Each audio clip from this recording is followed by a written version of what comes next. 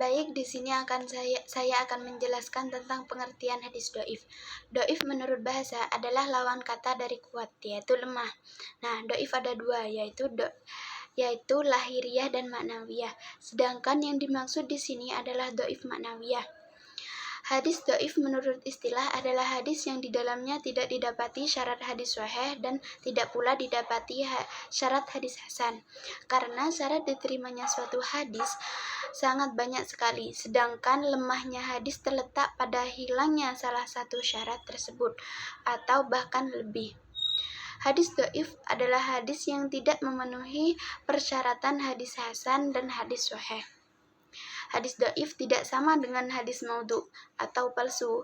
Hadis doif memang dinisbatkan kepada Rasulullah Shallallahu Alaihi Wasallam, tetapi perawi hadisnya tidak kuat dalam hafalan ataupun kredibilitasnya, atau ada silsilah sanad yang terputus. Meski dianggap lemah, beberapa ulama memperbolehkan penggunaan hadis dhaif dalam konteks amalan-amalan yang bersifat fadilah, seperti memperbaiki diri, memperbaiki akhlak, atau meningkatkan semangat ibadah, namun tidak untuk menetapkan hukum atau akidah. Selanjutnya saya akan menjelaskan kriteria hadis dhaif. Para ulama memberikan batasan bagi hadis dhaif, yaitu al-hadis dha'ifu huwal hadisul ladzi lam yujma'u sifatul hadisi sahih wala sifatul hadis, yang artinya hadis dhaif adalah hadis yang tidak menghimpun sifat-sifat sahih dan juga tidak menghimpun sifat-sifat hadis hasan. Nah, kriteria hadis dhaif yaitu hadis yang kehilangan salah satu syaratnya sebagai hadis sahih dan hasan. Dengan demikian, hadis dhaif itu bukan tidak memenuhi syarat-syarat hadis sahih, juga tidak memenuhi persyaratan hadis-hadis hasan. Nah, para hadis dhaif terdapat hal-hal yang menyebabkan lebih besarnya dugaan untuk menetapkan hadis tersebut bukan berasal dari Rasulullah Shallallahu Alaihi Wasallam. Kehati-hatian dari para ahli hadis dalam menerima hadis, sehingga mereka menjadikan tidak adanya petunjuk keaslian hadis itu sebagai alasan yang cukup untuk menolak hadis dan menghukumnya sebagai hadis dhaif. Padahal tidak adanya petunjuk atas keaslian hadis itu bukan suatu bukti yang pasti atas adanya kesalahan atau kedustaan dalam periwayatan hadis, seperti kedhaifan hadis yang disebabkan oleh rendahnya daya hafal rawinya atau kesalahan yang dilakukan dalam meriwayatkan suatu hadis. Padahal sebetulnya ia jujur dan dapat dipercaya. Hal ini tidak memastikan bahwa rawi itu salah pula dalam meriwayatkan hadis yang dimaksud. Bahkan mungkin sekali ia benar. Akan tetapi, karena ada kekhawatiran yang cukup kuat terhadap kemungkinan terjadinya kesalahan dalam meriwayatkan hadis yang dimaksud, maka mereka menetapkan untuk menolaknya. Demikian pula kedhaifan suatu hadis karena tidak bersambungnya sanad. Hadis yang demikian dihukumi dhaif karena identitas rawi yang tidak tercantum itu tidak diketahui, sehingga boleh jadi ia adalah rawi yang dhaif. Seandainya ia rawi yang dhaif, maka boleh jadi ia melakukan kesalahan dalam meriwayatkannya. Oleh karena itu, para muhaddisin menjadikan kemungkinan yang timbul dari suatu kemungkinan itu sebagai suatu pertimbangan dan menganggapnya sebagai penghalang dapat diterimanya suatu hadis. Hal ini merupakan puncak kehati-hatian yang kritis dan ilmiah. Baik, selanjutnya saya akan menjelaskan tentang macam-macam hadis dhaif. Ada dua penyebab utama hadis itu menjadi dhaif. Yang pertama adalah keterputusan sanad dan yang kedua adalah perawinya yang bermasalah. Nah, masing-masing penyebab itu dirinci lagi oleh para ulama sehingga pembagian hadis dhaif itu menjadi semakin banyak. Hadis dhaif sebab keterputusan sanadnya itu dibagi menjadi beberapa macam. Yang pertama adalah mu'allaq. Mu'allaq adalah setiap hadis yang tidak disebutkan rangkaian sanadnya dari awal sanad, baik satu orang rawi yang tidak disebutkan, 2 orang rawi yang tidak disebutkan maupun lebih. Nah, yang terpenting perawi hadis itu tidak disebutkan dari awal sanad. Nah, yang kedua adalah hadis mursal. Hadis mursal adalah hadis yang tidak disebutkan nama sahabat dalam rangkaian sanadnya. Karena periwayatan hadis itu pasti melalui sahabat. Nah, jika tidak mungkin tabi itu bertemu Rasulullah secara langsung. Bila ada hadis yang tidak menyebutkan sahabat dalam rangkaian sanadnya dari tabi'it langsung lompat kepada Rasulullah, maka hadis itu bermasalah. Yang ketiga adalah hadis mu'dal. Hadis mu'dal adalah hadis yang dalam rangkaian sanadnya terdapat 2 perawi yang dihilangkan secara berturut-turut. Nah, maksudnya dalam rangkaian sanad ada 2 perawi yang dihilangkan, syaratnya itu harus berurutan. Terus selanjutnya yang keempat adalah hadis munqati. Hadis munqati itu berarti hadis yang rangkaian sanadnya terputus dimanapun terputusnya. Persyaratan hadis munqati ini lebih longgar daripada hadis sebelumnya. Yang kelima adalah hadis mudalas. Nah, ulama membagi 2 macam hadis mudalas, yakni tadlis isnad dan tadlis suyuk. Tadlis isnad sendiri adalah perawi hadis yang meriwayatkan hadis itu dari gurunya, tetapi hadis yang dia sampaikan itu tidak didengar langsung dari gurunya tanpa menjelaskan bahwa dia mendengar hadis itu dari gurunya. Dan tadlis suyuk adalah seorang perawi yang meriwayatkan hadis yang didengar dari gurunya, tetapi dia menyebut gurunya tersebut dengan julukan yang tidak populer. Tujuannya supaya tidak dikenal oleh orang lain. Yang terakhir adalah mursal kafi.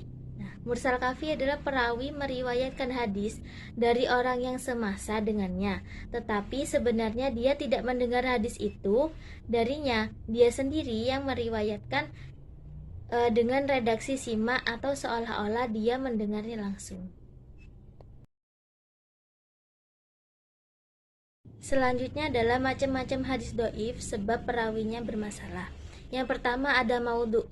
Maudhu termasuk hadis yang paling parah kedoifannya, bahkan sebetulnya maudhu bukanlah hadis karena tidak termasuk dari perkataan, perbuatan, dan ketetapan Rasulullah. Nah, sebab itu sebagian ulama tidak memasukkan maudhu sebagai kategori hadis doif. Yang kedua adalah matru. Matru adalah hadis yang terdapat di dalam sanadnya rawi yang terduga kuat berdusta. Mahmud Tohan menjelaskan, perawi hadis diduga kuat berdusta karena 2 alasan. Yang pertama adalah hadis tersebut tidak diriwayatkan kecuali darinya dan bertentangan dengan kaidah umum atau prinsip umum yang beragama. Dan yang terakhir, yang ketiga adalah munkar. Munkar adalah hadis yang diriwayatkan oleh perawi yang sering lupa, sering melakukan kesalahan, dan berbuat fasik terang-terangan. Akibatnya, hadis yang diriwayatkannya itu bertentangan dengan perawi yang sikoh atau kredibel.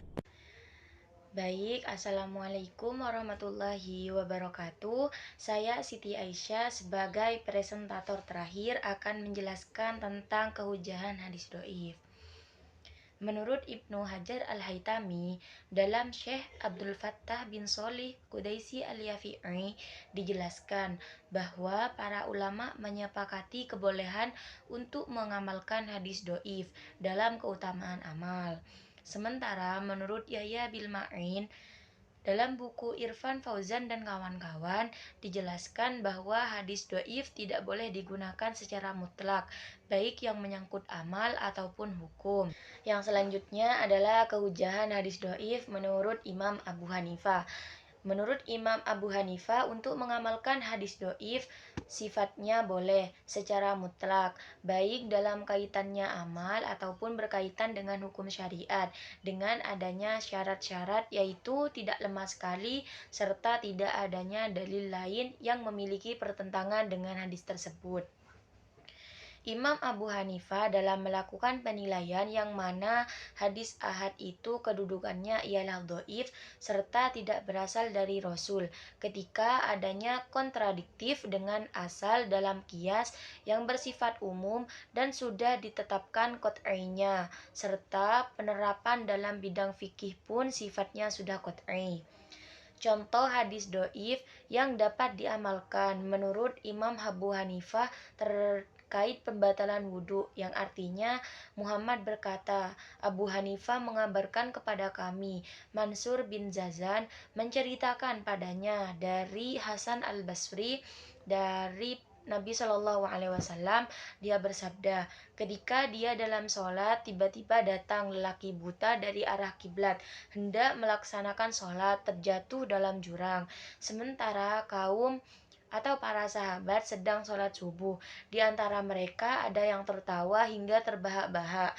Setelah Rasulullah Shallallahu Alaihi Wasallam selesai sholat, ia bersabda, barang siapa yang ketawa terbahak-bahak di antara kalian, hendaknya dia mengulangi wudhu dan sholatnya. Kehujahan hadis doif perspektif Imam Ahmad bin Hambal yang mana menurut beliau sebenarnya hampir mirip dengan perspektif Imam Abu Hanifah yang menyatakan bahwa dalam penggunaan hadis doif beliau membolehkan untuk mengatasi suatu problematika yang berkaitan dengan amalan, tetapi yang menjadi catatan di sini sesuatu yang didasari dengan hadis doif bukan yang berkaitan dengan hukum. Menurut Imam Ahmad bin Hambal, pembagian suatu hadis dari aspek kualitas dibedakan menjadi dua, yaitu hadis sahih dan doif. Untuk ketentuan penggunaan hadis doif pun menurut Imam Ahmad bin Hambal hampir mirip seperti yang diungkapkan oleh Imam Abu Hanifah, yang mana tingkat kedoifan tidak terlalu parah atau dengan kata lain memiliki kedudukan yang setara dengan hadis hasan. Diperjelas oleh pernyataan Siti Zumratus Sa'adah yang menyatakan bahwa terkait penggunaan hadis doif kecuali untuk hal yang berkaitan dengan hukum. Hukum di sini merujuk kepada sesuatu yang halal dan yang haram. Penggunaan hadis doif dengan catatan kedoifan tidak terlalu lemah.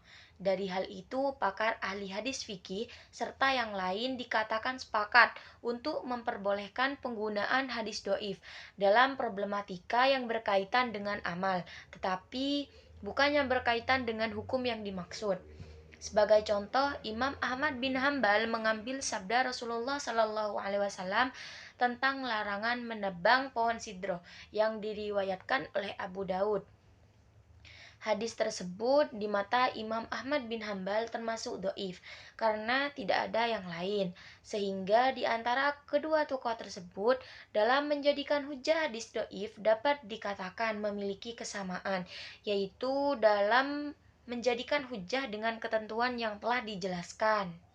Yang selanjutnya adalah kehujahan hadis doif dalam perspektif ulama Syafi'iyah. Ulama Syafi'iyah memiliki pandangan yang cukup hati-hati terhadap hadis doif. Secara umum, hadis doif tidak dapat dijadikan dasar hukum karena hadis doif memiliki kelemahan dalam sanad ataupun matannya, sehingga tidak dapat dijamin kesohihannya. Namun ada beberapa pengecualian. Yang pertama, hadis doif yang mendukung hadis sahih.